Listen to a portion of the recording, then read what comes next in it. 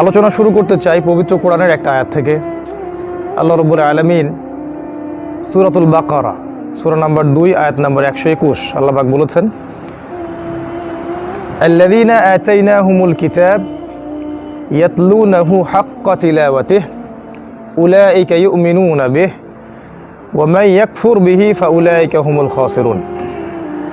আল্লাহ পাক বলেছেন, আল্লাযীনা আতাইনাহুমুল কিতাব, যাদেরকে কিতাব দেয়া হয়েছে, মানে আমাদেরকে দেয়া হয়েছে কোরআন, এর পূর্বে দেয়া হয়েছিল তাওরাত, জাবুর, ইনজিল ইত্যাদি।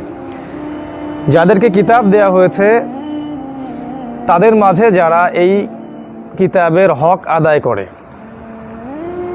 ইয়াতলুনাহু হাক্কা তিলাওয়াতিহি, তিলাওয়াতের হকটা আদায় করে, উলাইকা ইউমিনুনা বিহি, এরাই হচ্ছে এই বইয়ের প্রতি প্রকৃত ঈমানদার। মুখে শুধু বললে হবে না, যারা এই বইয়ের হকটা আদায় করে এরাই হচ্ছে প্রকৃত ঈমানদার। ওয়া মান ইয়াকফুর বিহি, আর যারা এর সাথে কুফরি করে, ফাউলাইকা হুমুল খাসিরুন, এরা হচ্ছে প্রকৃতপক্ষে ক্ষতিগ্রস্ত। আল্লাহ রাব্বুল আলামিন এই সূরার প্রথম আয়াতে বলেছেন, আপনারা সবাই আয়াতটা জানেন, আলিফ লাম মিম যালিকাল কিতাব লা রাইবা ফিহি। এটা এমন একটা বই যে বইয়ের মধ্যে কোনো সন্দেহ নাই। একজন লেখক কখনো তার বই লেখার সময় এভাবে গ্যারান্টি দেয় না যে আমার বইয়ে 100% বিশুদ্ধ, কোনো ভুল নাই। আল্লাহ পাক শুরুই করেছেন এই কথা দিয়ে, এটা এমন একটা বই যে বইয়ে কোনো সন্দেহ নাই। হুদাল লিল মুত্তাকিন, এই বইটা মুত্তাকিদের জন্য হেদায়েত, অন্য কারোর জন্য হেদায়েতের কিছু নাই এখানে। ফাসেক, জালেম, মুশরিক, মুনাফিক, এদের জন্য এই বইয়ে হেদায়েতের কিছু নাই। যারা মুত্তাকি তাদের জন্য এই বইটা হেদায়েত। আর মুত্তাকি কারা, এটা কিন্তু আল্লাহ পাক কোরআনেই বলেছেন। এক কথায় যারা আল্লাহ এবং তার রাসূলের আনুগত্য করে, আল্লাহর কাছে আত্মসমর্পণ করে, তার বিধান মেনে চলে এবং শৃঙ্খলিত জীবনযাপন করে, এদেরকে আল্লাহ পাক মুত্তাকি বলেছেন। আল্লাহকে ভয় করে যারা, তাকওয়া অবলম্বন করে। তাকওয়া কি জিনিস?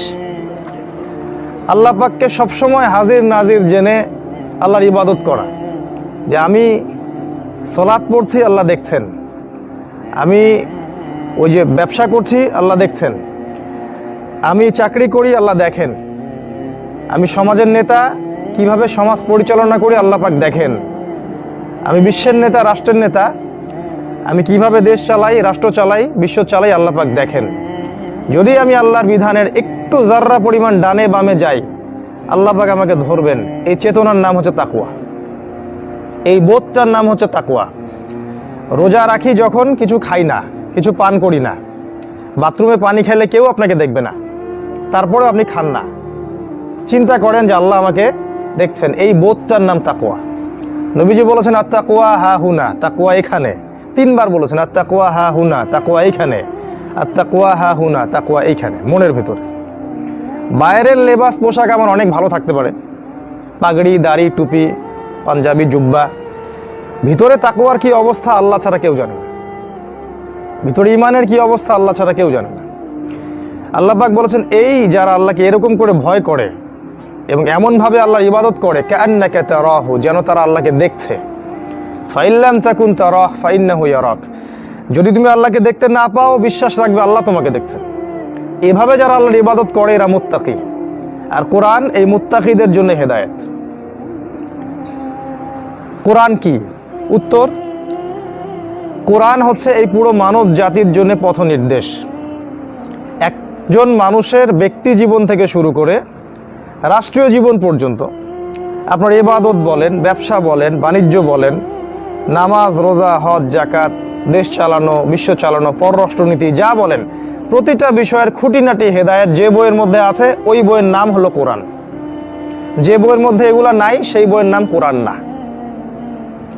এখন যে যার ধর্ম ফলো করি, আমরা পালন করি, প্রত্যেকে তার ধর্মের মধ্যে খুঁজবো যে আমার ধর্মে কি প্রত্যেকটা বিষয়ের সমাধান আছে কি না। যদি থাকে তাহলে আপনার ধর্মই সঠিক, আমারটাই ভুল।